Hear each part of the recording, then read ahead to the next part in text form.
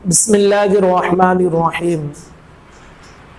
محترم ناظرین، آج کے اس ویڈیو میں ہم آپ کو بتائیں گے کہ الٹا لیٹنے کے نقصانات کیا ہیں اور حدیث مبارکہ میں اس کے حوالے سے کیا ارشادات وارد ہوئے ہیں۔ بہت سارے حضرات کو آپ دیکھتے ہوں گے کہ وہ پیٹ کے بل لیٹتے ہیں، یعنی اوندھا جسے کہا جاتا ہے، پیٹ کا بل لیٹنا۔ اس طرح لوگ چاہے دن میں سوئیں یا رات میں، کچھ لوگوں کی عادت ہوتی ہے کہ وہ پیٹ کے بل سویا کرتے ہیں۔ تو آئیے اس کے حوالے سے ہم جانتے ہیں کہ حدیث مبارکہ میں کیا ارشادات وارد ہوئے ہیں اور ساتھ ہی ساتھ اس کے طبی نقطۂ نظر سے اس کے کیا نقصانات ہیں۔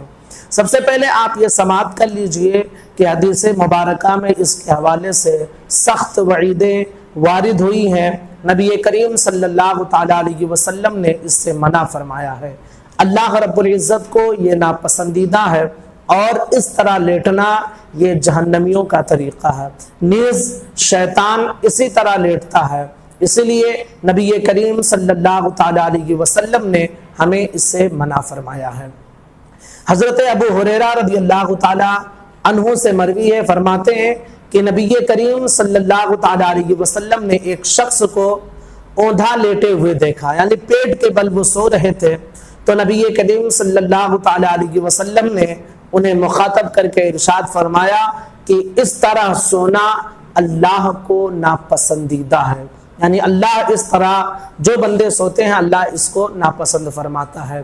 اسی طرح ایک روایت حضرت ابو ذر غفاری رضی اللہ تعالیٰ عنہ سے مروی ہے اور فرماتے ہیں کہ میں ایک مرتبہ پیٹ کے بل لیٹا ہوا تھا، یعنی اوندھا لیٹا ہوا تھا، نبی کریم صلی اللہ تعالیٰ علیہ وسلم کا گزر ہوا، آپ نے اپنے پیر مبارک سے مجھے ٹھوکر لگائی، یعنی مجھے متنبہ کیا۔ میں اٹھا تو آقا دو عالم صلی اللہ تعالیٰ علیہ وسلم نے ارشاد فرمایا کہ اے ابو ذر غفاری، کیا تمہیں معلوم نہیں ہے؟ تمہیں معلوم ہونا چاہیے کہ یہ طریقہ سونے کا، یہ طریقہ جہنمیوں کا طریقہ ہے کہ اس طرح جہنمیوں کو لٹایا جائے گا۔ حضرت ملا علی قاری رحمۃ اللہ تعالیٰ علیہ اس کی تشریح فرماتے ہوئے ارشاد فرماتے ہیں کہ چونکہ جسم کے اعضاء میں سینہ اور چہرہ یہ اشرف الاعضاء ہے، تو سجدے کے علاوہ ان کا زمین پر لگنا یہ ناپسندیدہ ہے۔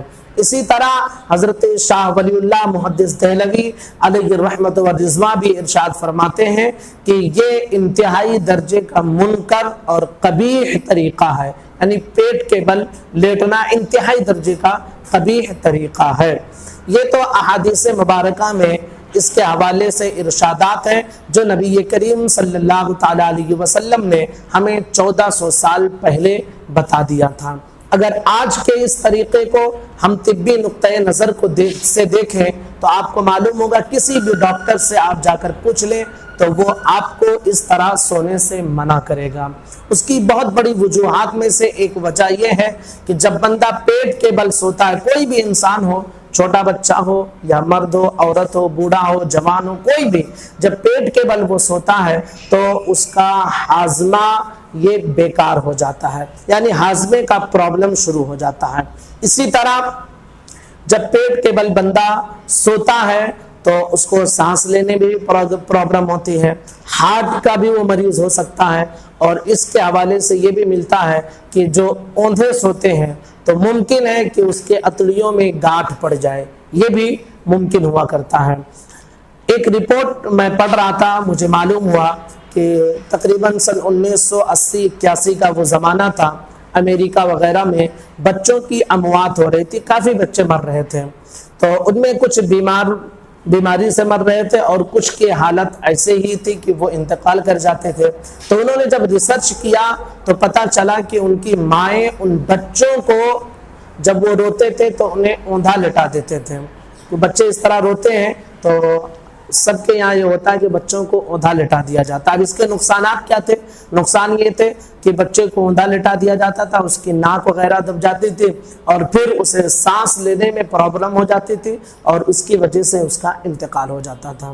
تو یہ طریقہ جو پیٹ کے بل سونے کا طریقہ سائنس آج اسے دھیرے دھیرے اجاگر کر رہی ہے، لیکن نبی کریم صلی اللہ تعالی علیہ وسلم کا یہ سنت برا طریقہ ہمیں 1400 سال پہلے ہی مل گیا ہے، تو ہمیں اس طریقے پر ہمیں مکمل طور پر عمل کرنا چاہیے اور پیٹ کے بل سونے سے ہمیں ہمیشہ پرہیز کرنا چاہیے۔